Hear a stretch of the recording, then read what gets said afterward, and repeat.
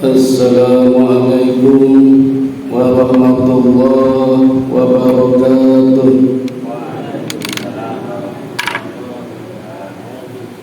Alhamdulillahi wahda, sadaqa wa'da, wa nasara 'abda, wa a'azza junda, wa hazama al-ahzaba wahda. La ilaha illallah wa la na'budu illa iyyahu mukhlishina lahuddin walau karihal kafirun walau karihal musyrikun walau karihal munafiqun. Bapak Ibu, saudara-saudara jamaah Masjid Al-Huda Ngadi Mulya yang dirahmati Allah, masih tentang Nabi Yakub nggih Bapak Ibu, yang selama 20 tahun ikut tinggal bersama pamannya Sahlaban namanya, sekaligus juga bekerja bahkan berumah tangga dengan 4 istri, 12 anak laki-laki ditambah 1 anak perempuan. Kalau saya gabungkan versi Quran dengan versi Bible, kalau misalnya saat itu sudah ada akikah, berarti wedhuse pinten niku? Selawe nggih. Lanang kan wedhuse loro, anak lanange 12 24 tambah 1. Ya sikalah karo Kurawa. Kurawa iki wedhuse pira nek akikah niku? Kalau ada syariat berpuasa, tentu istrinya enggak pada puasa. Nah, pada hamil terus menyusui 2 tahun kalau sudah ada syariat ketika itu. Setelah kira-kira 20 tahun Bapak Ibu, Nabi Yakub ingat dan merasa bersalah. Jadi seperti hukum karma, ingin minta maaf kepada kakaknya yang bernama Al-Is atau Ais atau Esau. Maka temui pamannya dan bermampitan sekaligus minta bayarannya selama 20 tahun bekerja. Jadi bayarannya tidak langsung berbulan seperti kita, tidak, ditumpuk-tumpuk sama pamannya, ditabung. Kebetulan ini pamitan Yakub terus dibayarkan, maka bayarannya luar biasa Bapak Ibu. Kalau mungkin sekarang dirupiahkan bisa jadi sampai miliaran. Itu berupa emas dan perak.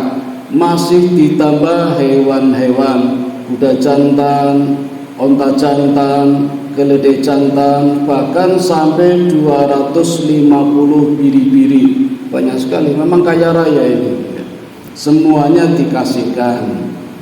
Sahlaban tidak tahu kalau Yakub punya niat akan kembali menemui kakaknya.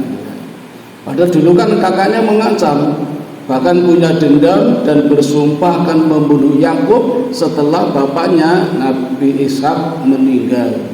Tapi Yakub nekat karena ternyata 20 tahun tidak membuat senang, malah gelisah, merasa bersalah seperti kena hukum karma.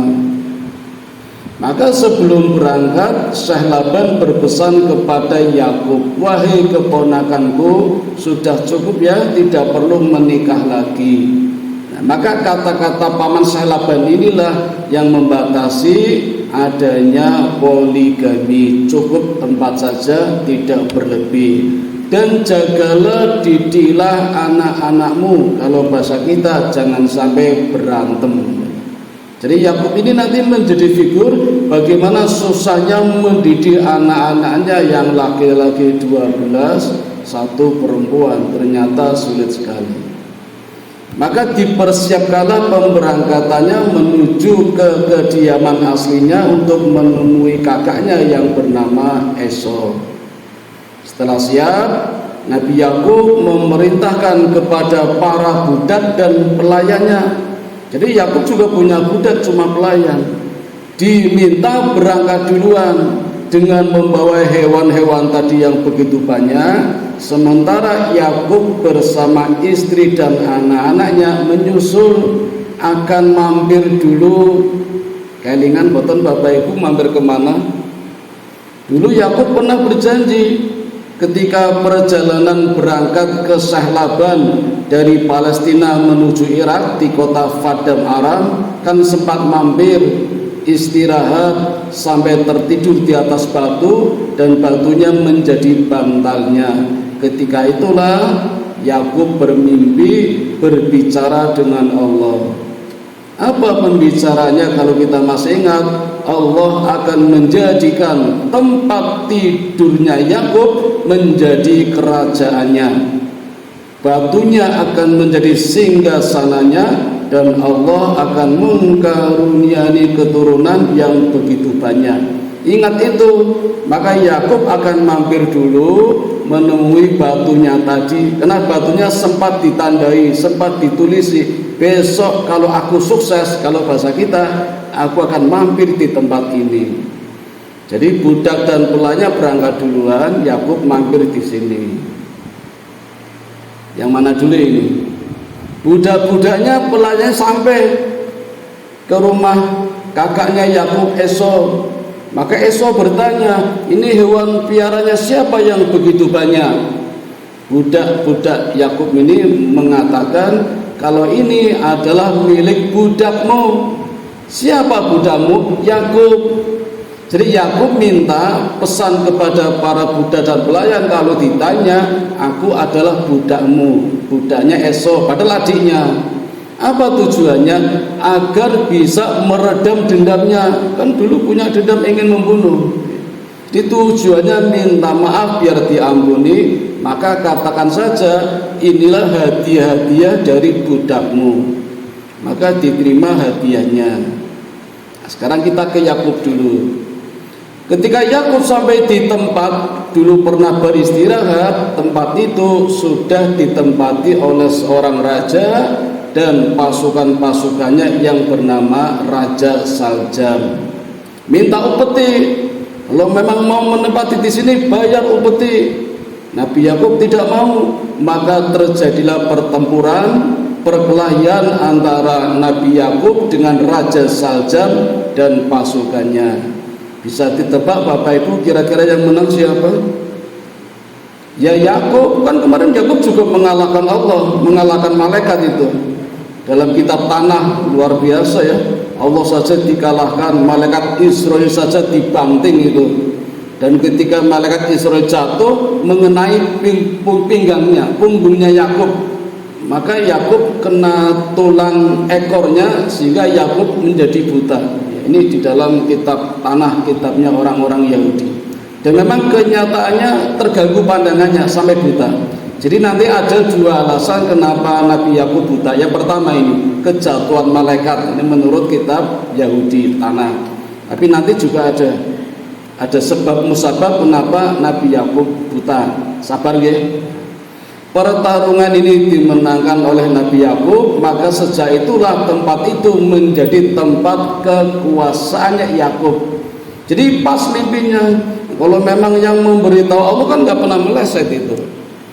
Nah, setelah Yakub memenangkan pertarungan ini, hendak melanjutkan perjalanan menuju ke tempat kakaknya, tiba-tiba kakaknya sudah ada di depannya. Jadi kakak jedul, tiba-tiba sudah di depannya itu. Langsung saja Yakub memeluknya, merangkul, memegang kakinya sembari bersujud. Mungkin maksudnya tidak menyembah, tapi menghormati sebagai adiknya kepada kakaknya, apalagi minta maaf agar diampuni, dimaafkan kesalahannya. Karena 20 tahun gelisah ini. Maka sejak saat itulah terjadilah perdamaian, rukun kembali Yakub dengan kakaknya yang dulu pernah marah besar, bahkan dendam ingin membunuh Yakub kalau bapaknya sudah meninggal. Itu kisahnya Bapak Ibu, ya. Pertikaian, permusuhan kakak beradik. Esau sendiri sebenarnya sudah nggak mikir lagi tentang hak sulung anak pertama apa, karena memang bagi Esau itu nggak jadi masalah, yang penting bisa makan ketika itu. Nah Bapak Ibu, akhirnya membuat satu komunitas di tempat itu, okay, saking kaya rayanya, hartanya banyak, maka Yakub punya inisiatif membangun tempat peribadatan. dan sangat terkenal sekali sampai sekarang ini Bapak Ibu, yang namanya Baitul Maqdis atau Masjidil Aqsa. Jadi kalau kita pernah ingat kisah Nabi Ibrahim dengan Ismail membangun Masjidil Haram, rumah Allah, Baitullah di Mekah, nah, sekarang di Palestina ini Nabi Yakub dan sempat juga bapaknya masih hidup juga datang ikut membantu membangun Masjidil Aqsa. Ini sangat masyhur dan tempat yang sangat dimuliakan. Dua tempat ini diabadikan di dalam Quran. Di dalam surat Al-Isra juga ada, surat yang ke-17 ayat pertama ketika peristiwa Isra wal Mi'raj. Subhanalladzi asra bi abdihi lailan minal masjidil haram ilal masjidil aqsa.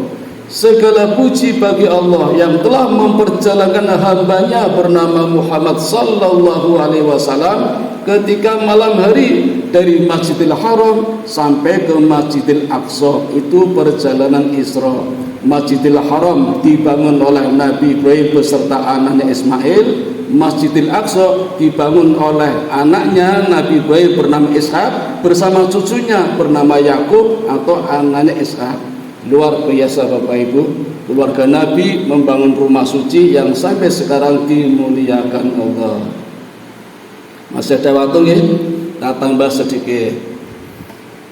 Dari 12 anak itu nih Bapak Ibu, kira-kira kalau terjadi pada diri kita repot boten ngomongnya Bapak Ibu? Repot sekali ya? Apalagi sekarang sudah pada sekolah, dulu mungkin nggak sekolah itu. Dan tragedi belum selesai Bapak Ibu. Dilalah kersane Gusti Allah, Nabi Yakub dari 12 anak itu, dari 4 istri yang sangat dicintainya itu meninggal ketika Yusuf dan Bunyamin masih kecil itu ya, sekitar masih bayi, itu masih kecil. Istrinya bernama Rahel atau Rohil, istri yang sangat dicintainya, yang namanya cinta pertamanya di situ.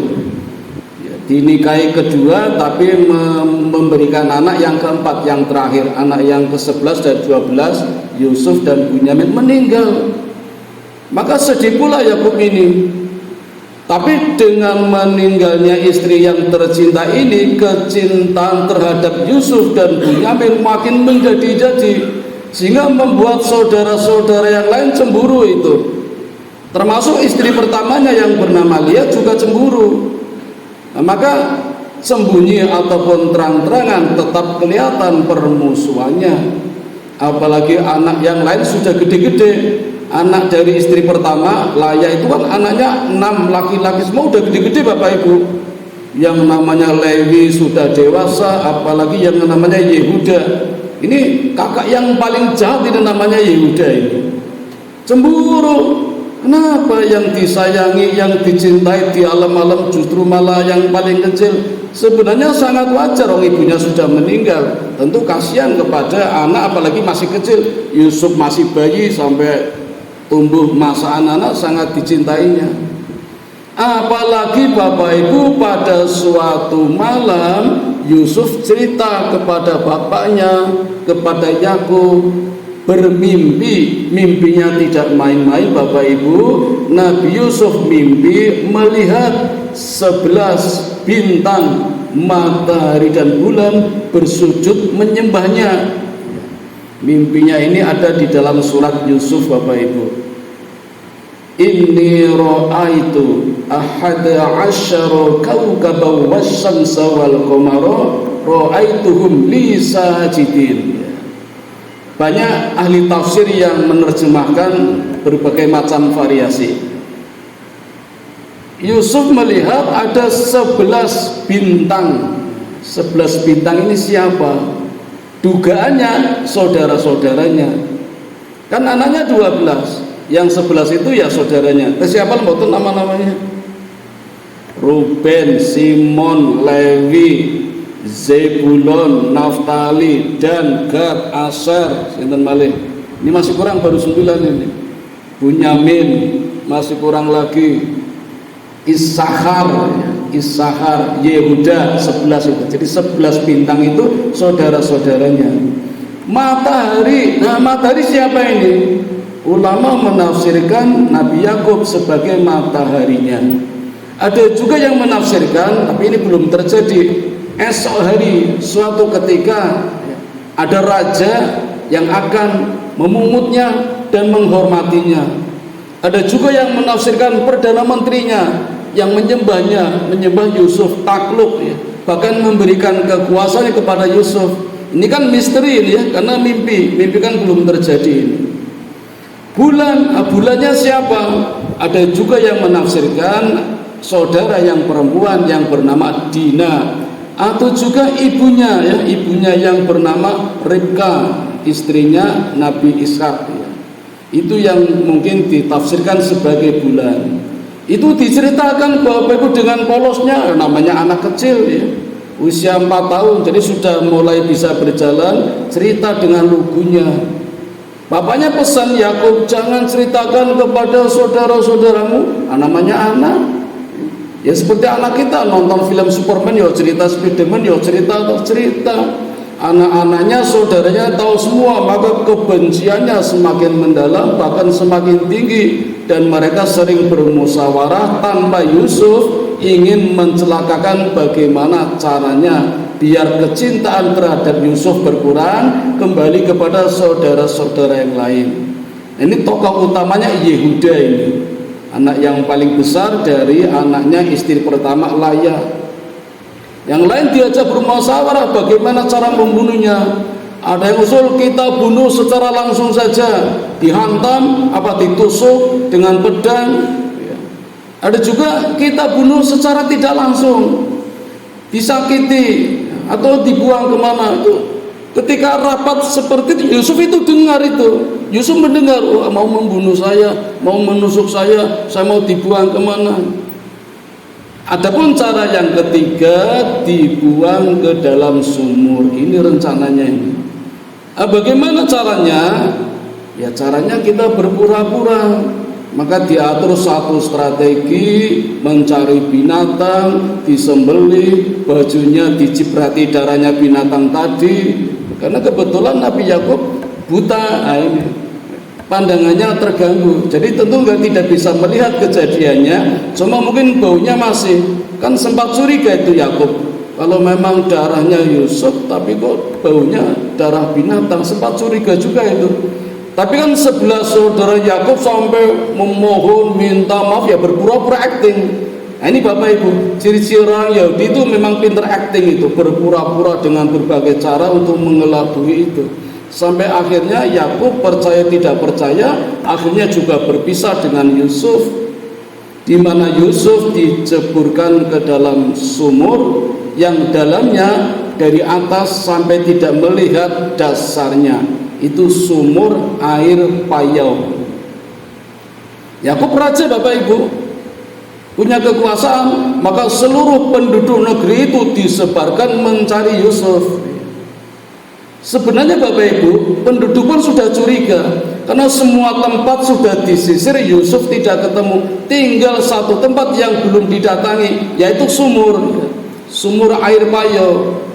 Sehingga ketika penduduk hendak mendekati sumur itu, 11 saudaranya mengatakan, saya sudah sampai sana, tidak ada Yusuf. Terus nggak jadi. Nah, ketika orang-orang nggak jadi, 11 saudaranya datangi ke sumur itu. Ternyata Yusuf masih ada di dalam, tapi kan tidak kelihatan, sangat dalam sekali. Sumurnya sumur tua, sumur tertutup, sumur mahjubun namanya, sumur air payau. Tapi terjadi komunikasi, kalau Yusuf masih ada di dalam, bagaimana cara mengeluarkannya ya sangat sulit sekali, sudah terlanjur dicaturkan itu. Dan di dalam sumur Bapak Ibu, sumurnya tidak sumur seperti kita, ada airnya tapi ada daratan sekelilingnya. Nah ini kan sudah 20 menit Bapak Ibu, sampun ya, nganjang maling ya. Ini sudah beralih ke Nabi Yusuf ini, tapi Nabi Yakub masih hidup ya. Jadi ada beberapa nabi dalam waktu yang bersamaan. Sampai di sini dulu Bapak Ibu, saya putus, daripada saya lanjut nanti malah sampai jam 12. Mohon maaf. Mari kita tutup pengajian malam ini dengan bersama-sama membaca doa kifaratul majlis. Subhanakallahumma wa bihamdika asyhadu an la ilaha illa anta astaghfiruka wa atubu ilaik. Assalamualaikum warahmatullahi wabarakatuh.